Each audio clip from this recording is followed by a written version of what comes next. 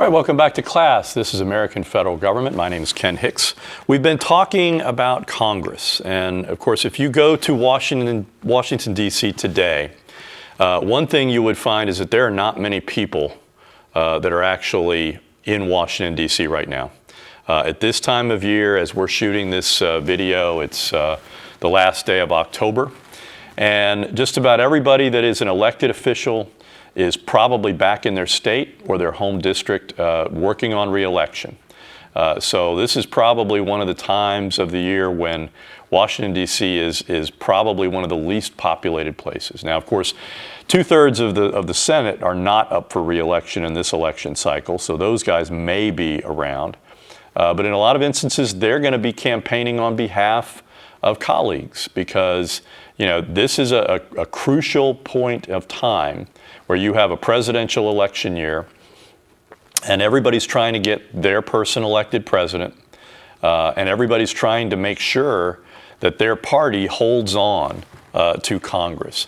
And so there's an incredible amount of time that they spend, even when they're in Washington, D.C., or whether they're home in their states or their districts, where these guys are on the phone raising money because campaigning for re-election is a full-time, 24/7, 364 days a year kind of gig. You've got to be fully engaged throughout the process. And oftentimes you can kind of get an idea that someone's not running for office if they've stopped fundraising or if they're not fundraising as aggressively as they had in the past. And sometimes that reflects the reality that, a lot of times people get to a certain age and they start thinking, maybe it's time for me to retire. Maybe try to make some more money in the private sector, lobbying or doing something else, or just going back and working in their states or their districts. Or they're going to stay in D.C. and again work as a lobbyist or something like that. So what are we going to learn today? Today we're going to, a significant part of the class will be talking about how a bill becomes a law. Our fourth topic will be who influences congressional decision making. That's a very important consideration. Obviously, I think no one should be shocked to discover that people with lots and lots of money, wealthy people, corporations, they clearly have an effect on how members of Congress approach their job. Fifth, we're going to talk a little bit about some of the other things that Congress does. They do more than simply make laws. And then we'll conclude with some questions and maybe a little discussion about what do we think about Congress? What do we think Congress should be doing better? So how a bill becomes a law. There are a number of different pathways, but there are always kind of steps in the process that you have to go through. And most of these steps involve what most legislative scholars would describe as the regular order, which is to say that a piece of legislation is going to proceed through some clear steps that oftentimes is going to involve give and take. And these days, of course, part of the problem is that because the two political parties have gotten so polarized, the regular order has oftentimes descended into more and more eccentric or unorthodox ways of legislating. So Article 1, Section 1 includes this clause that says the legislative power shall be vested in two houses of Congress. What does that vesting clause mean? It means a lot. I mean, the whole, and we'll talk about this next week when we talk about the presidency as well. That idea of vesting carries a lot of weight with it. It means a lot of potential things. There's a lot of meaning packed into that word to vest, okay? But the starting point of any legislative process, the key thing that most legislators are going to do is that they are going to propose legislation, and that comes in the form of a bill. A bill is a written document that lays out what you think a law should be doing, why there should be a law, and how you're going to go about acting on that piece of legislation. Typically, there are thousands of bills proposed in any legislative session. Typically, only 2 to 3% actually make their way into law. And so, again, there is this process, and we'll talk about the regular order right here. This slide kind of shows you what the regular order is. The first thing that has to happen is that a member of Congress has to actually propose a bill. And that, for that to happen, they have to, again, work within their office to draft a piece of legislation. Most, especially in the District of Columbia, most offices, most Congress people, senators and representatives have drafting specialists. They have people that know how to write legislation. It's a very complex language. You have to, there are certain words that mean certain things within legislative language. And so the first thing that has to happen is that the Speaker of the House is going to receive a bill. Typically, the Speaker of the House their office is the largest office with the most staff, and their job is basically to process those kinds of things. So proposals go to the Speaker of the House. It is usually assigned a number and reprinted. It then goes to committee. And the Speaker and the leadership will decide which committee to steer it to. There's actually a steering committee. And once it goes to that committee, that's one of the first steps in the process that can cause a bill to be defeated, okay? Because a committee chair may be hostile to a proposal, and that just might make them toss that bill in the garbage. They won't even bring it up in committee. If they're amenable to that piece of legislation, they will typically assign it to a subcommittee, and oftentimes subcommittees and committees will hold hearings on proposed legislation. So one of the first things that they're going to do is call witnesses, both friendly and potentially hostile, to gather as much information, because the one thing you want to do in committee is to identify as much as possible the full implications of a piece of legislation, okay? So once you go through that kind of process and you have a clear idea of what a bill may do and both the positive and negative aspects of it, then you're going to go through a process called markup, and that could involve a substantial revision, sometimes even rewriting the whole thing of a piece of legislation. From that point, in the House of Representatives, again, the process is identical for the House and the Senate, kind of up to that point. Then it's going to go in the House to the Rules Committee, and the Rules Committee will determine two very important things: how much time will be available for debate, and each party will get a certain amount of time. The majority party typically gets to open and close. They get a little bit more speaking time. And then you're also going to determine the rule for the legislation, which basically means, whether you can, for example, propose revisions from the floor. Okay. Now, one thing again that has happened in recent years is that the party in power oftentimes will not allow amendments from the floor, because oftentimes that's one way the minority can kill a bill, is by attaching, by proposing what they call a friendly amendment with the intent of either strengthening or weakening the bill so much that it causes members of the majority to actually vote against the bill. Okay, so once it goes to the floor, again, that's going to be a process where you're going to have a debate and then you're going to have a vote. Okay, now once you get to a positive vote in both the House and the Senate. Now on the Senate side, The challenge is, again, because of rules governing unanimous consent, a member of the Senate can kill a bill simply by filibustering it, by taking to the floor and issuing just, reading Dr. Seuss books and, the almanac, the seasonal almanac, and, reading out their favorite recipe for steak au pois or something like that. And that will cause the leadership to basically pull the bill. The only way to stop a filibuster is to invoke a process, to invoke something called cloture. And cloture requires 60 votes. So if the minority is unified in terms of preventing a bill from proceeding to a vote, and they have at least 40 votes, then they can successfully engage in a filibuster. So it's a lot harder to get bills to the floor for a vote in the Senate.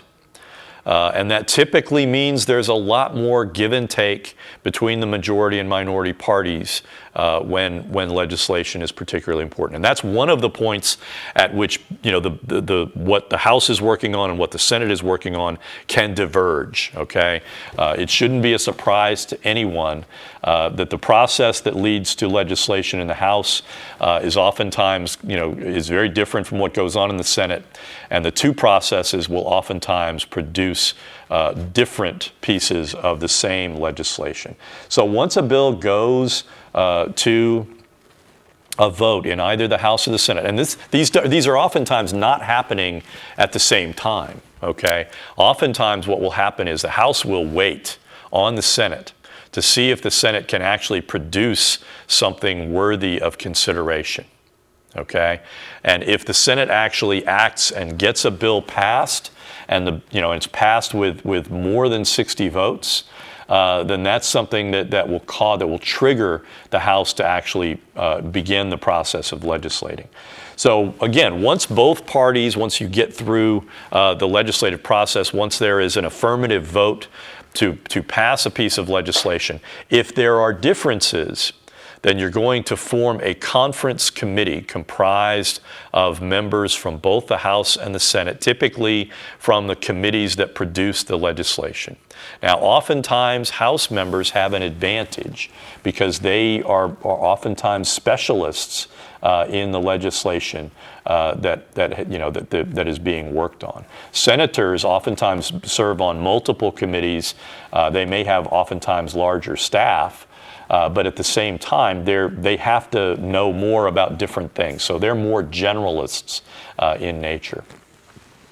Once you get a conference report, you get, again, it goes back to both houses, and both houses have to vote, again, affirmatively on that compromise piece of legislation. Then it goes to the White House. And again, the president has an option there, right? He can approve the bill, in which case he signs it. Oftentimes when presidents sign a bill, we'll talk about this next week as well, they can oftentimes issue what is known as a signing statement, saying there is a portion of this law that I find troubling, or there is a portion of this law that I find confusing, and therefore I need to issue a statement saying this is what I believe the law means, and this is how I intend to interpret that law. Alternatively, the president can just sit on the bill, and if Congress goes into recess and gavels out of session, that invokes what is known as a pocket veto, and that would require Congress to completely redo the process. Okay. Or the president can just openly veto the bill, and veto basically means I find this bill repugnant. And again, we'll talk more about this when we get to our discussion of the presidency next week. Historically, there was a clear demarcation point. Early presidents from George Washington to John Quincy Adams only vetoed legislation that they believed was unconstitutional. Okay, Andrew Jackson was the first president to say, I'm vetoing this bill because I don't like it. Okay, and from that point forward, presidents have been more willing, particularly when the minority party, when the party not of the president is controlling Congress. That's typically when you see the most vetoes being thrown around. Okay? So Congress actually has an option of overriding a veto, but it takes 2/3 of both houses of Congress to override a piece of legislation. And that's really only happened, I believe it's only happened around 111 times in our history of the more than 1,200 bills that presidents have vetoed. And that tells you something very important. Presidents have to be wildly unpopular to have legislation overridden. And there has to be some faction of their own party that is prepared to defect. And you know, because again, if you're overriding a presidential veto, that is a symptom, that is a sign that the president is weak, that the president is in a weakened condition. And what that typically means is there's a member of their own party, there are members of their own party that are alienated from the president, don't like that president, and are prepared to work to harm that president. Okay? So again, veto overrides are pretty rare. And so again, but if a presidential veto is overridden, it has the same effect as if the president had signed the bill. It becomes a law, and the president is legally obliged to execute that law. So that kind of reflects the regular order. You introduce a bill, it gets a name, H.R. 1 or S1. And from that point forward, that becomes the shorthand within the members of Congress. They know what you're talking about when you say H.R. 1. They know within that legislative session that is a piece of legislation that is dealing with some specific issue and that has some specific set of policies that are being enacted. Okay. Again, rules are very important, particularly in the House. You have open, modified open, structured, and closed. And most often these days, rules are closed because the majority party does not intend to give the minority party much of a say in the process. And that can really be an important indicator when you look at how the Rules Committee is working out rules governing debate. Step 2 of the process, again, is committee action and markup. And again, depending on, if the person that proposed the legislation is also serving on the committee, markup may be, maybe minimal, or it may be considerable, depending on, two things, depending on the skill of the drafters in the office that made the proposal, and the possibility of there being significant consequences that would flow from that legislation. Step 3, again, floor debate and vote. And again, the Senate's lack of rules for closing debate create the possibility of a filibuster. Step 4, you have roll call votes. These days, roll call votes involve people going to the floor, and they'll have a code. They'll enter the code that indicates who the member is, and then they'll vote yes or no. Okay, that's how everybody, when you look at C-SPAN and you see votes on legislation, that's really how it's happening. And again, oftentimes you'll see committees hearings where, and we'll talk more about oversight in a minute, but they'll have committee hearings, and all of a sudden they'll say, well, we're going to have to adjourn because we've got to vote. And so that means they have to go from their committee rooms, which are almost always in office buildings outside the Capitol. There are Capitol buildings where the main, the offices of members of Congress are located. And you'll go to those offices, and then you will, go down a tram and go underground to go into the Capitol, and you'll go into the chamber of the House if you're a member of the House of Representatives, and into the Senate if you're a senator, and you will, go through that process. Step 5, again, involves referral to the other chamber. And then step 6 involves, again, the constitutional process. This is where the president plays a role in the legislative process. Right? The president has a say. And oftentimes, presidents get multiple bites at that apple.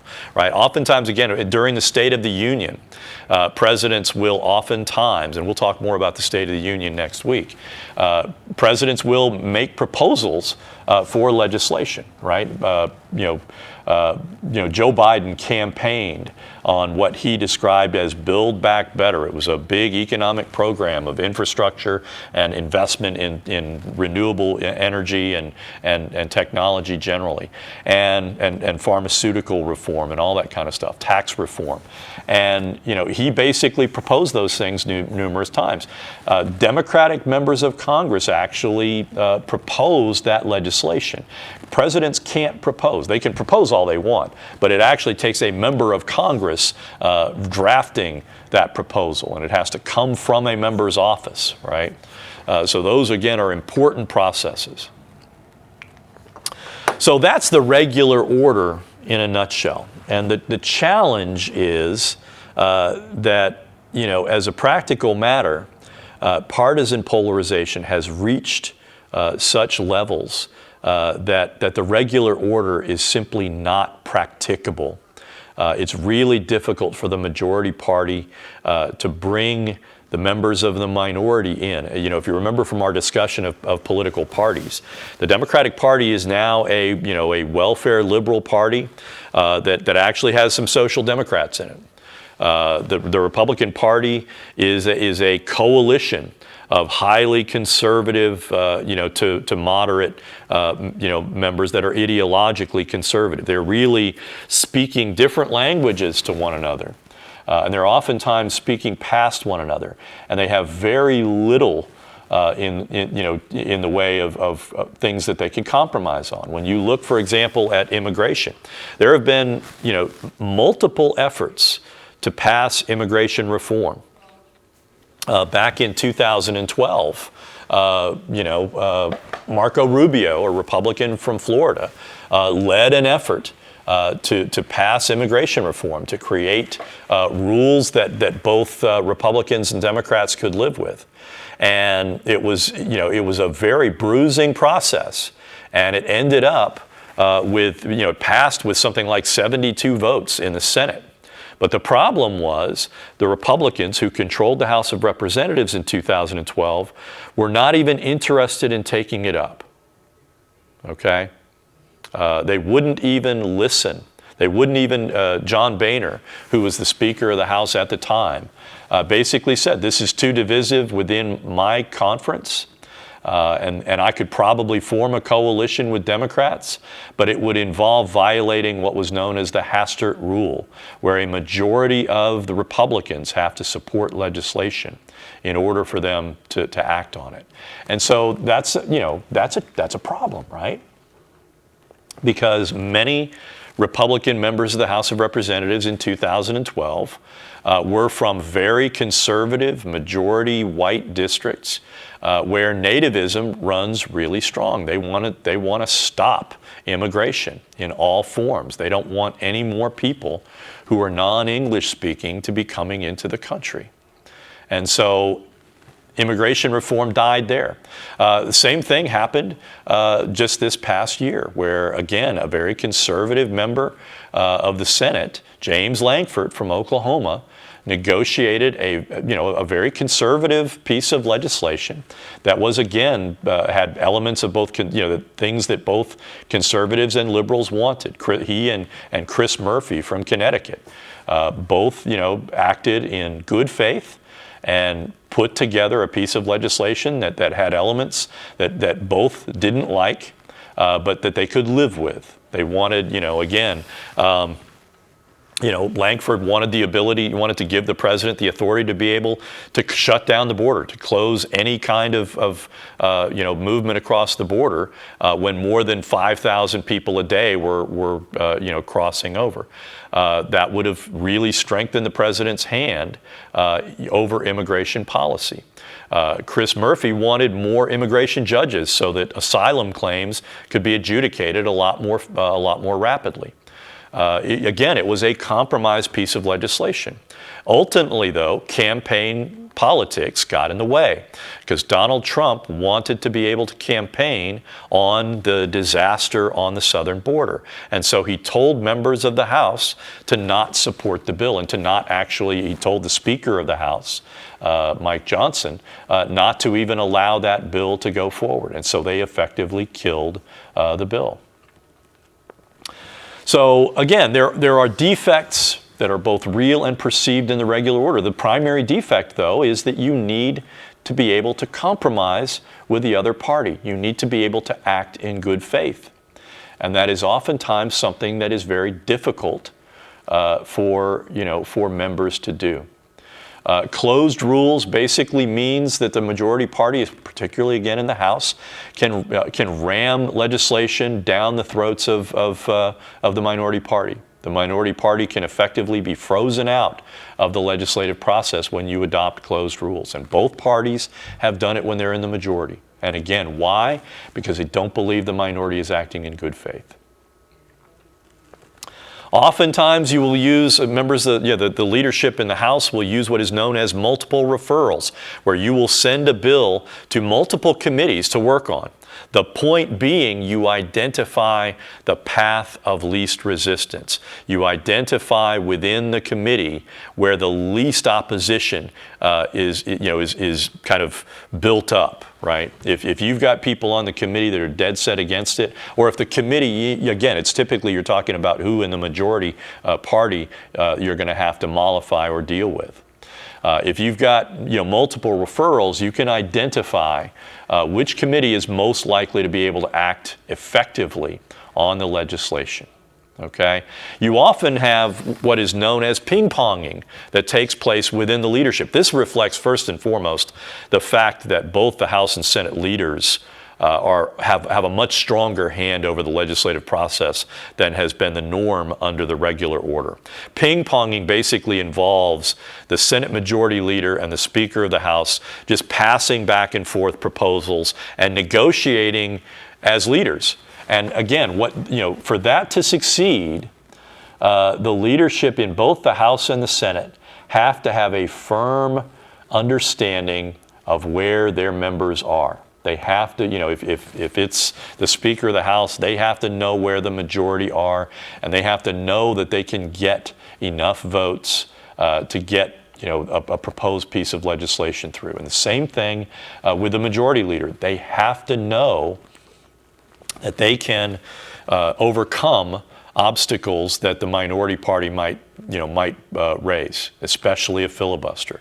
And so oftentimes what you'll find, even with the ping-ponging, the Senate Majority Leader may have a back channel to the Minority Leader. Now, currently, the problem is Chuck Schumer, who is the Democrat from New York, who is the Majority Leader, and Mitch McConnell from Kentucky, who is the Republican, despise one another and oftentimes have great difficulty communicating. And so back channels can be hard to and oftentimes staff will reflect the attitudes of the leadership, of the member that they're representing. And so staff-to-staff contact can oftentimes be difficult when you know that the principals despise one another. And so that has created a problem. And of course, Mitch McConnell is going to step down at the end of this term. He plans to continue, I believe, in the Senate. But he is stepping down from his leadership role in the Republican Party, and that is opening up.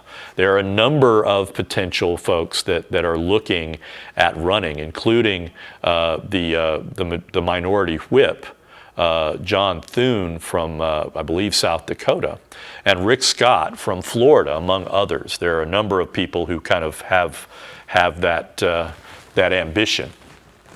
So ping-ponging can oftentimes happen. Again, it's a reflection of the relative kind of centralization of authority within both the House and the Senate, at least to the extent that that works.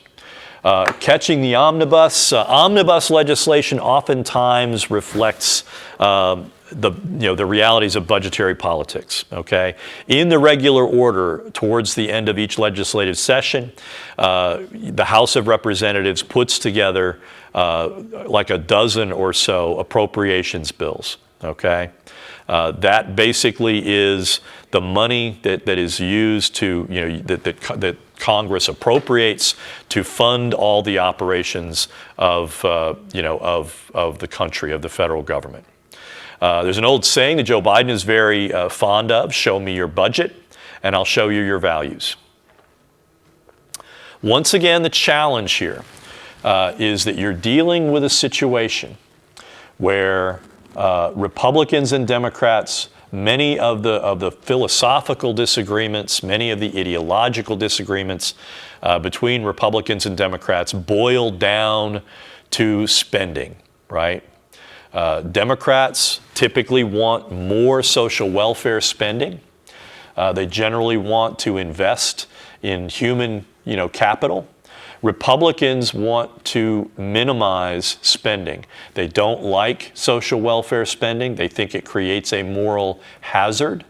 They would probably, if you asked most Republicans that are elected officials, that are federal officials, they would probably tell you, if they were being honest, that they would like to get rid of Social Security and Medicare. Or they would like to privatize them so that they are privately operated. That creates a really zero-sum, budgetary environment, okay? And that ultimately means that budget negotiations are always going to be fraught, okay? A zero-sum game is where you're basically saying a win for me is a loss for you. When Republicans win, Democrats perceive that as a loss. Okay? There are very few win-win situations these days. Oftentimes, it boils down to crises where both sides recognize something must be done.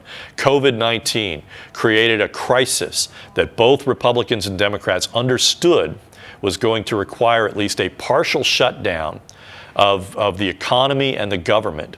That was going to cause people to shelter in place for a considerable period of time, and that was going to require a considerable outlay of money just to ensure that people are able to get by. Okay, nobody. I mean, those early pieces of legislation in the opening days of COVID were almost unanimous. The votes were huge majorities in both sides. So it's important to keep in mind when you're looking at any kind of budgetary question that the House plays an outsized role because they are the initiators of all bills related to revenue. Okay? That's what it means when you say that Congress controls the power of the purse. That means they are the initiators of anything that involves the appropriation of money. Okay? So the problem that we have because of the divisiveness in our politics, what we are increasingly seeing is that omnibus legislation is often a resort to paper over failed budget negotiations, where again, Republicans basically go to Democrats and say, we want to see a 50% cut in funding for Medicare. And Democrats are like, no, we're not doing that. And at the end of the day, what has typically happened is they go right up to the brink of being unable to fund, having basically to shut down the government, and then they pass these stopgap omnibus pieces of legislation at keeping funding levels where they are. Now, this is especially true in congressional and in election seasons. Okay, again. Because on the one hand, Republicans want to be able to say, hey, we are fighting to try and cut government spending, okay? And so there's a lot of posturing that goes on, okay? There's one member of Congress, a Republican named Chip Roy, that took to the floor after one of the debacles that involved losing, Speaker of the House being voted out of office by the Republicans. And he basically said, give me one thing that I can go back to my district and say that we've achieved. In effect, he was condemning his own party for not being effective, okay? And to some extent, I think it's unquestionable that Republicans have not governed well for the simple fact, and again, I'm not saying this from some partisan perspective.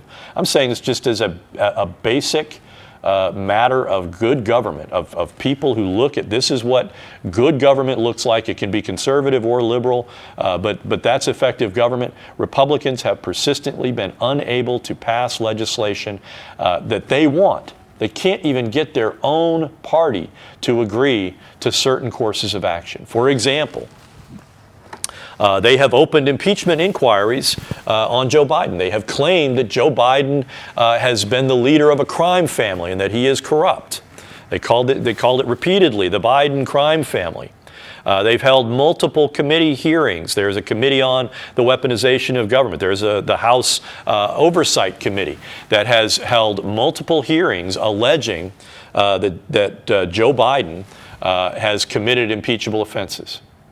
Has there been one vote within the House of Representatives to impeach Joe Biden? There has not, for a very simple reason. They can't even get a majority of Republicans to agree that they have uncovered evidence of an impeachable offense. And so to some extent, all this, Sturm und Drang about Biden and corruption simply reflects the fact that Donald Trump wanted to have done to Joe Biden what was done to him.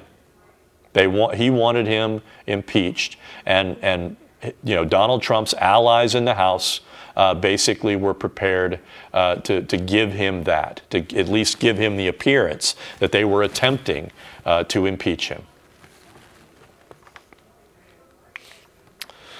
So, who influences congressional decision-making? And again, unsurprisingly, there are a number of factors that influence a member and members and how they vote in the legislative process. Okay, the first thing that's important to keep in mind is that the complexity of the legislative process creates numerous inside and outside pressures on legislators. Members of Congress, House members and senators know one thing about their constituents. Most often they're not paying attention. But it's highly variable as to whether or not they, what issue it may be that could cause them to start paying attention. And so members of Congress, when they look at any particular piece of legislation that they're going to be voting on, they always ask themselves this first question: is this a bill that can get me beat, depending on how I vote for it? Okay? Legislators have one basic imperative, and that is to win re-election. So constituents are only episodically engaged and only sporadically care about issues. How do members of Congress identify those issues that they really can't touch? Well, to some extent, it's a matter of common sense. If you're a Republican representative in Oklahoma, you know that any piece of legislation touching on guns or same-sex, trans rights, or any kind of culture war issues, that if you vote on the wrong side of that issue, that's something that can come back to haunt you, because that's something that can be fodder for another Republican running against you in the primary, accusing you of being a rhino, right? A Republican in name only. Okay? So constituents are really only episodically engaged. There are other outside influences as well, and one illustration of an outside influence are whistleblowers, and we'll talk more about whistleblowing in a couple of weeks when we get to our discussion of bureaucracy. But these are often members of government or business who go public to alert the public to corruption or incompetence. An example of that is a woman named Frances Haugen, who appeared before the House Subcommittee on Consumer Protection to testify that Facebook had knowingly created products, especially Instagram, that harmed children. Haugen argued that Facebook's management knew they had conducted studies and they knew that it was selling harmful content to children using algorithms that reinforced unrealistic body images on young women especially. And that they basically were making it easier for people to share misinformation through their social media platforms, that they were amplifying hate speech and generally contributing to people's anger, right? We've become measurably more angry as a nation. And Haugen basically said Facebook, Zuckerberg and key management knew this. They knew that what they were doing was harmful. That, young girls that watch all these Instagram posts with all these women with unrealistic bodies, and that was actually harming people. Okay? And as a result, they came up, the management at Facebook came up hard on a basic question. Should we protect people or should we continue to make profits? Because the things that we might do to try and protect consumers may actually erode our profit margins. And consistently, Facebook's management chose to maximize profits, as has ever been the case. This is why we have regulatory policy. Okay? So it's important to keep in mind also that interest groups often act as watchdogs on legislators on specific issues. For example, over decades, the National Rifle Association has earned a significant reputation as someone you don't want to mess with when it comes to gun legislation. Okay, they basically issue scorecards persistently, rating people on how they rate on gun control issues, on gun regulation. Okay, and those ratings, some people have argued that has cost, especially Democrats, in elections, especially in more conservative districts, rural districts in the Northeast or the Midwest, which where Democrats can win, but if they are on the wrong side of the gun issue, can get them beat. For example, the Democratic governor of Minnesota, Tim Walz, who is now the nominee to be vice president, was elected for 8 terms, 16 years. As in a rural southern Minnesota district. He had an A+ rating from the National Rifle Association. He was a former soldier. He's an avid hunter. He routinely wins shooting competitions among members of Congress.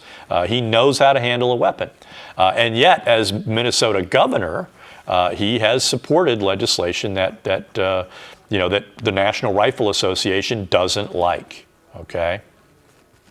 So what is it that interest groups beyond acting as a watchdog, they also supply legislators with three important things, right? With money, well, two important things: money and expertise, right?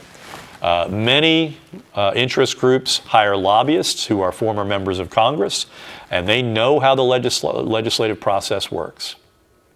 Okay. And so that is an important, and again, many members of Congress become very, very tight with the industries that they're supposed to be overseeing. For example, there was a Louisiana guy named Billy Tauzin. He was a Republican from Louisiana. In fact, I think he had started his career as a Democrat and then shifted to the Republican Party. He was chair of the House committee that regulates pharmaceuticals. He retired. And guess what he did then? He was hired by the major lobbying group for the pharmaceutical industry, making millions of dollars a year to head up that interest group.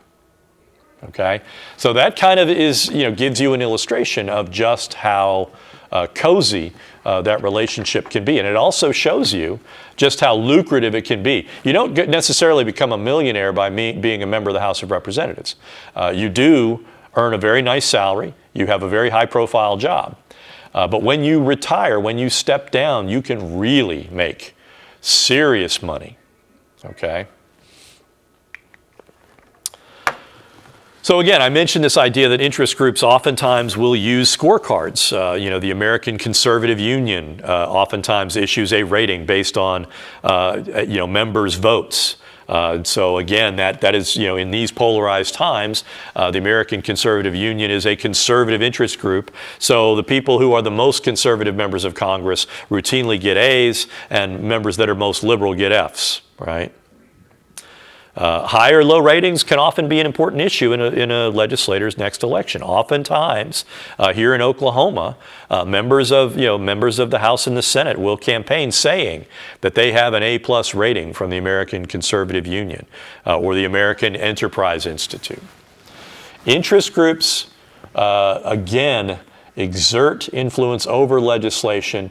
Again, one example was end of year in 2014. You had an appropriations bill that included an amendment that was written by lobbyists from the financial industry, exempting many financial transactions from federal regulation under the Dodd-Frank Act. Now, if you don't know what the Dodd-Frank Act is, it was passed in the early 2000s, I believe it was 2002, in the aftermath of a financial scandal. And again, part of the problem was you had a lot of CEOs of businesses that were signing off on financial statements that were not truthful. The Dodd-Frank bill was designed to prevent that. I'm trying to remember when Dodd-Frank was passed.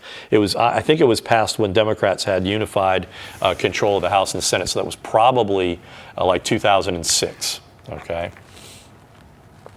So the point is not that necessarily that these are all instances of corruption. The point is that interest groups seldom kind of overtly buy votes from members of Congress, but they do consistently influence members. And many of those members are already favorable to the interest groups that attach themselves to them. That give them campaign donations. They're elected to Congress saying, I want to support. For example, if you're a member of Congress from Oklahoma, you're going to say, I am supportive of the oil and gas industry. Well, guess what? The interest groups that represent the oil and gas industry are going to be your friends, right? They're going to be supportive. They're going to help you get reelected. Political parties themselves exert a considerable influence over the members. Okay. One thing that has occurred over the course of Congress is the rise of what are known as party unity votes. That's an instance where virtually all members of one party are voting in favor of a piece of legislation, and virtually all members of the other party are voting against it. Okay.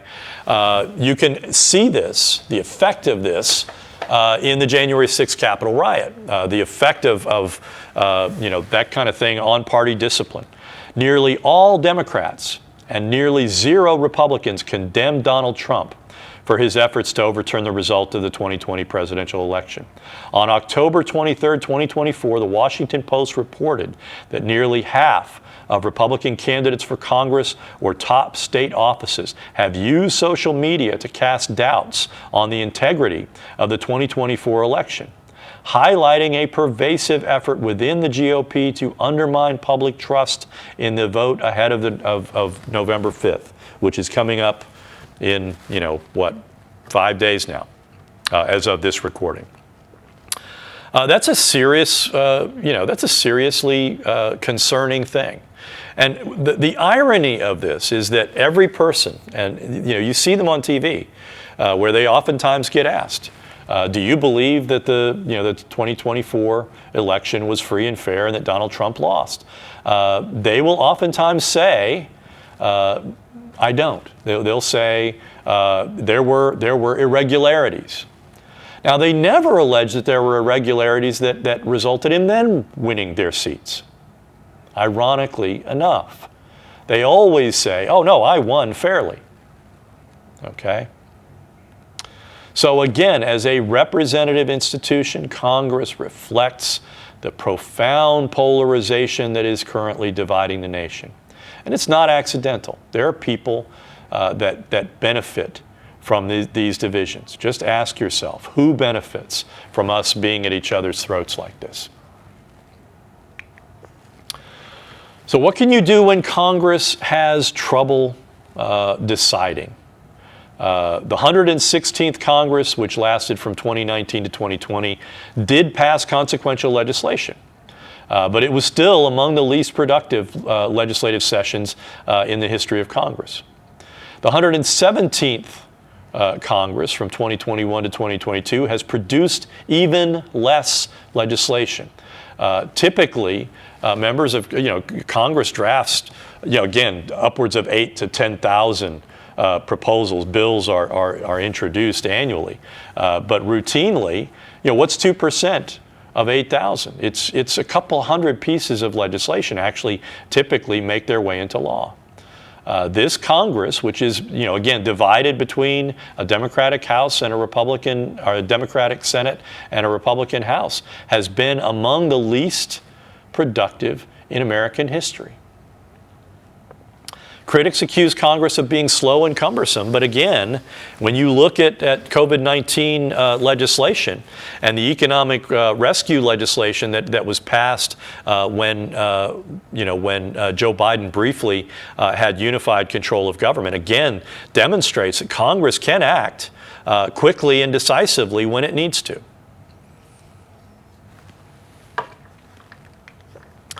So again, congressional polarization, Democrats and Republicans have been sharply divided since the 1970s.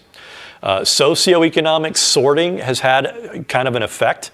One thing that has happened is that a lot more Democratic voters have tended to flock into urban areas, and a lot more Republican voters have preferred to live in suburban and rural areas, and the result has been that suburbs have been a lot more hotly contested than has been in the past. One really disturbing factor that we kind of touched on in our discussion of campaigns is that there are more and more safe seats. These are districts that effectively the minority party cannot really contest, right? Where the difference between voters of different parties is so pronounced that the minority party has no chance of winning it. That is becoming a really common occurrence. And what the result is that very often control of Congress boils down to who wins, typically not more than 50, and oftentimes as few as 30 House districts out of the 435 that are annually, that are biannually contested every 2 years. Okay. And again, in 2020 and 2022, the main reason why Republicans ultimately won control of, is particularly in 2022, why they won control of the House of Representatives was not that they had better candidates or they had more money or whatever. They gerrymandered their way to the majority. They drew districts with computer-like, they used computers to draw the districts in such a way to maximize their likelihood of winning the most numbers of seats.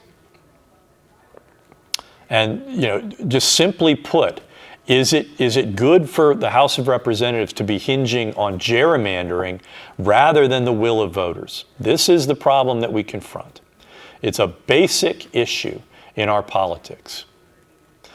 Again, some interest groups like the NRA will seek to punish members for nonconformist votes.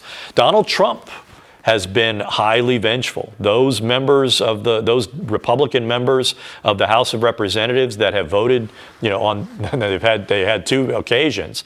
10 members of the House of Representatives of Republicans voted to impeach Donald Trump for January 6th. The point of that impeachment was not to remove him from office because he had lost, he was on his way out. The point was to disqualify him. A president or a vice president who has been successfully impeached by the House and removed by the Senate would basically become disqualified to hold any office of trust or authority. And the problem ultimately was, Trump was not successfully removed, even though I want to say there were 5 or 6 senators that voted to remove him. In many instances, Republican members of both the House and the Senate reported to colleagues that they voted in support of Donald Trump out of fear for their lives and their families' lives. Okay? We'll talk more about impeachment in a minute, but again, members of Congress today are oftentimes more fearful of a primary challenge from within their party than from a challenger from the other party. That gives you a sense in which how non-competitive our politics has gotten. And it reflects also in our state politics as well. 2/3 of state governments are basically one-party dominated. And I don't just mean that they hold majorities in the 2 state houses and they control the governor's mansions. I mean they have supermajority controls. They have such control over the state's politics that the minority party is really they have difficulty raising money. And this is an example here in Oklahoma. We are a one-party state. Republicans control all the money that goes into politics. Democrats, if Democrats want to compete, they have to raise their name recognition. They have to do things that cost money. They have to invest, and they don't have that money. The same problem exists for Republicans in states like Illinois or New York or California, where Republicans are basically an afterthought. Democrats don't have to be afraid of them. That creates, again, an uncompetitive environment. And this is a potentially fatal defect in our two-party process, in our two-party politics. So Congress does considerably more than pass laws. In fact, it's actually in recent days gotten more prevalent that Congress is doing stuff other than legislating. And sometimes that is reflecting on the extent to which Congress is distracted and is attempting to distract from the fact that they can't legislate. One important thing is the idea of oversight. Okay, the very act, the fact, the vesting clause in Article 1, Section 1, that the legislative power shall be vested in a Congress, that implies the idea of oversight. Okay, that has been largely agreed. That gives to Congress tremendous investigatory authority. Okay, Congress can investigate any matter over which they might legislate. Oversight is typically conducted in committees and subcommittees. Oversight authority oftentimes includes substantial judicial authority. Authorized committees and subcommittees have the authority to issue subpoenas, which is a legal demand either that a person appear or give evidence related to a legislative purpose or to provide evidence related to the performance of their jobs. Authorized members of Congress can force witnesses to provide testimony under oath, meaning that they can be held in contempt if they perjure themselves during testimony.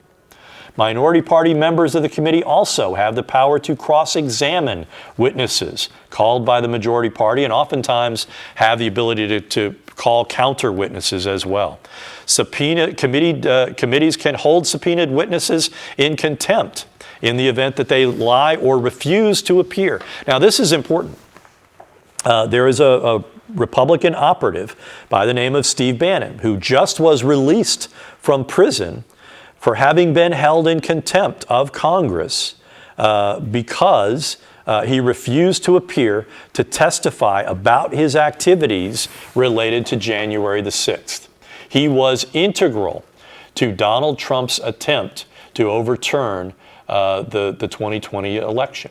And he went to prison rather than testify because he knew, one, he would be disgraced if he testified honestly, and if he lied, he would go to prison again for contempt. So he was kind of in a box. Darned if you do, darned if you don't. Kind of when did you stop beating your wife kind of problem. It's interesting, but the same thing has not occurred to several members of the House of Representatives who were subpoenaed by the January 6th committee. One of whom is Jim Jordan, who is the committee chair of the House Committee on Weaponization of Government. Jim Jordan, who is a very conservative member of the House of Representatives from Ohio, from a highly gerrymandered district, was a close ally of Donald Trump. And again, we know he was on the phone with Donald Trump multiple times over the course of January the 6th and talked to Donald Trump routinely. He was a close ally. Again, he refused to appear. His rationale was that the House January the 6th committee was not properly constituted, that it was supposed to be a bipartisan committee. But at the time, Speaker of the House, the Speaker of the House basically rejected a couple of Republican members because they were considered targets of interest. They were considered to be allies of the president, of the former president, and likely would have evidence that the committee would have needed. As a result, then Minority Leader Kevin McCarthy, Nancy Pelosi is the Speaker of the House at the time. The Minority Leader Kevin McCarthy basically said, "I'm not going to appoint anybody." And so Pelosi herself appointed two Republicans, Adam Kinzinger and Liz Cheney. And again, those two are out of office now because of their participation in the January 6th committee.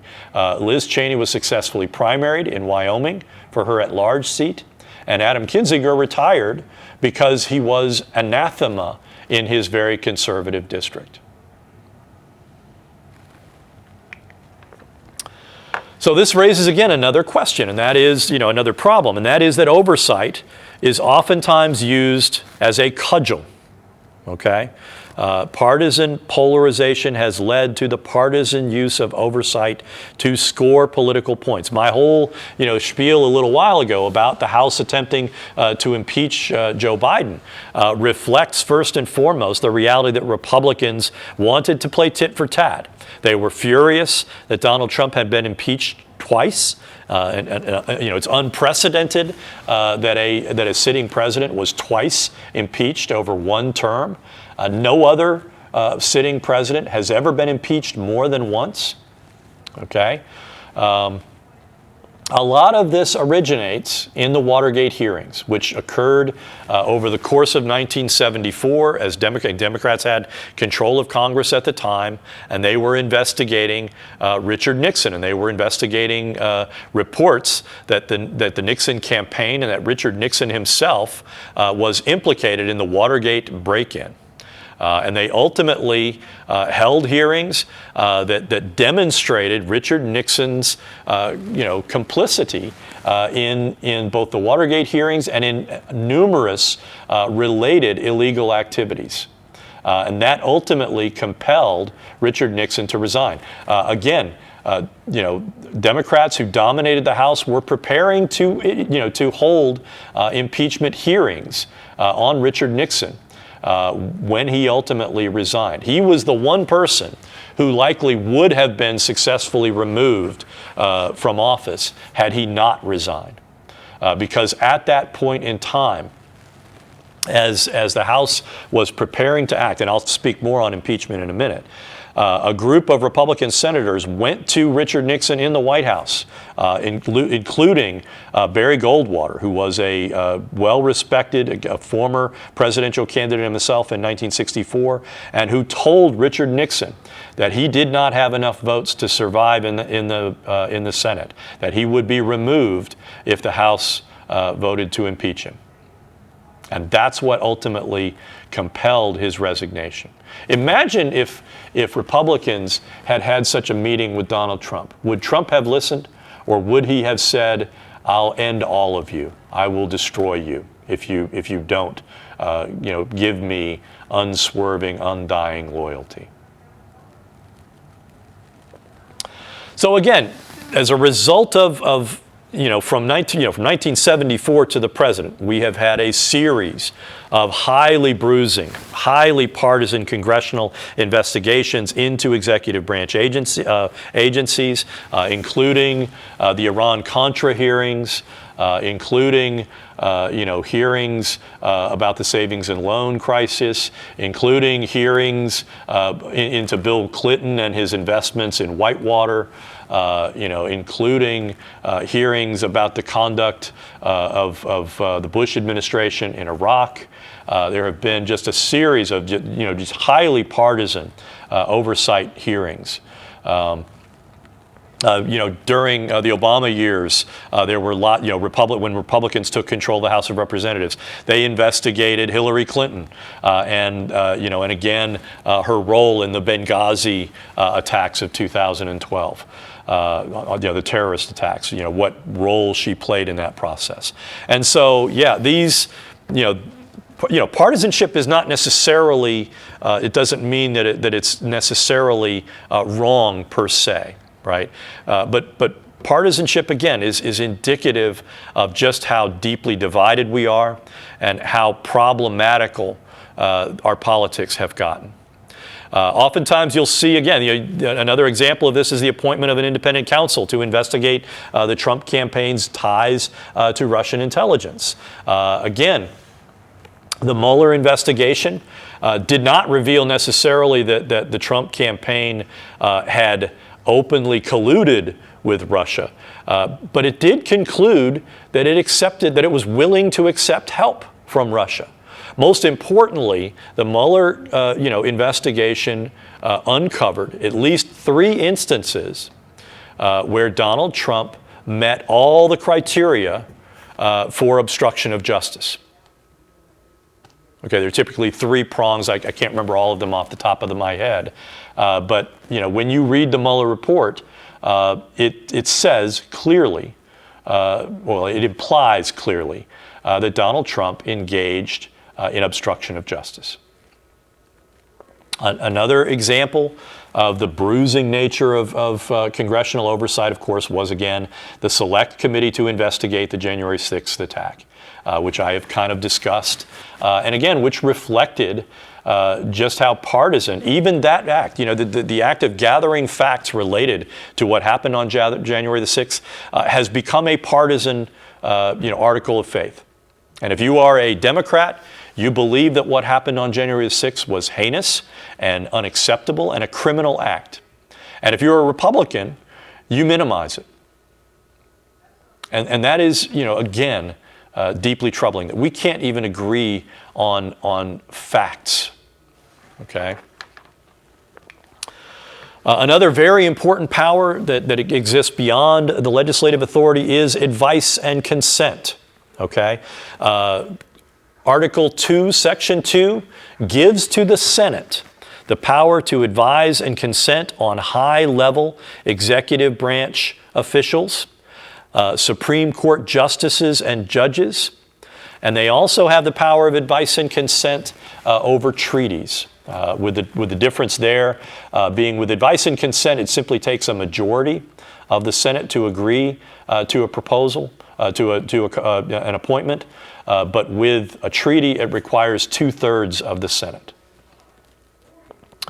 Again, this is a situation where the advice and consent process has become increasingly partisan and increasingly contentious. It is common when you have divided government for members of the Senate to attempt to reject some important member of an incoming administration of the other party's administration, some member of their leadership team.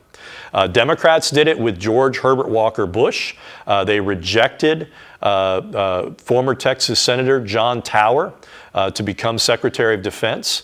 And in part, I would say, it reflected legitimate concerns that John Tower had a drinking problem, and that he had a notorious reputation as a womanizer. And it was known by members of the Senate. And so basically they were just like, no, we're not going to do that.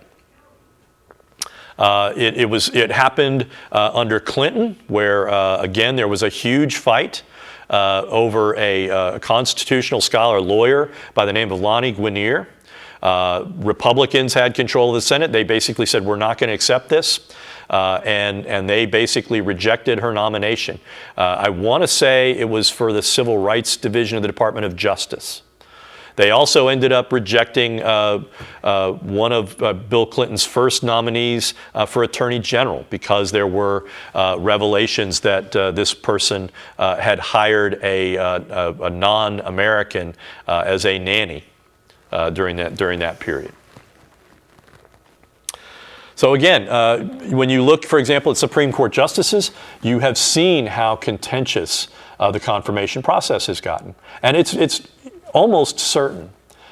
And I will predict this: if Kamala Harris wins the presidency in the next election, and Republicans win control of the Senate, and there is an opening on the Supreme Court, they will not hear it. They will not allow that process. They will simply reject whoever she nominates out of hand. That would be my prediction. Okay? Impeachment is a political remedy for political offenses. There are relatively narrow grounds for removal. There are three kind of categories. Treason, and again, the Constitution defines treason fairly narrowly. Okay, it means to make war or wage war or to give comfort and aid to the nation's enemies. Okay, so treason, bribery, which is pretty self-evident, and then the broad category of high crimes and misdemeanors. Now, obviously, when you talk about a high crime, you're talking about rape, murder, something like that. But what constitutes a misdemeanor? It could be, drunkenness, right? If a president is found to be an alcoholic, they could be impeached, okay? The misdemeanors is what has oftentimes been the reason that people have been impeached. Bill Clinton was impeached for effectively a misdemeanor, okay? Donald Trump was impeached, especially the first time, for what was, effectively a misdemeanor. I would argue that attempting to overturn the 2020 election was a high crime. So the second impeachment was for a different reason. In most instances where someone is impeached is oftentimes a judge. I think there have been 16 or 17 federal judges and justices that have been impeached since the ratification of the Constitution. In most instances, the vice president presides over those trials. When it's the president or vice president facing impeachment, the chief justice of the Supreme Court comes into the Senate and adjudicates that conflict. Okay? Only 3 presidents have been impeached by the House. None have been removed by the Senate. And that suggests, again, that as a political remedy for political offenses, impeachment is ineffective. Presidents do not need to fear impeachment. All right, Congress, what do we think? Does the organization of Congress promote the equal representation of all Americans? Alternatively, are there institutional features of Congress that allow some interests more access and influence than others? What areas of public policy might suffer if Congress continues its inability to legislate effectively? That last question, I would say clearly, immigration is going to continue to be a problem so long as Congress refuses to legislate. I think we should expand Congress. I think we should expand Congress to upwards of 850 members. Or 835 members, or just so you'll have an odd number. I think we should give statehood to Puerto Rico. I think the District of Columbia should be made a state. What would all that do? First and foremost, it would lessen the small state imbalance. I think New York, Chicago, and Los Angeles should all be named states. What would that do? It would make it more competitive in California for Republicans to be able to win Senate seats there. I would divide California into Northern and Southern California and then have a third state of Los Angeles. Would that advantage one side or the other? Maybe, maybe not. maybe both parties would be able to compete more effectively in that kind of an electoral environment, where rural interests are more likely to be represented fairly and where urban interests are more likely to be represented fairly. And maybe both sides can come back to the center and govern more effectively. Well, that's it for today. When we come back, we are going to take up the issue of the presidency, which we are about to have an election about. By the time we meet next, we will actually be voting. In fact, I voted yesterday for president and other seats. So very exciting times, and I'll see you next time.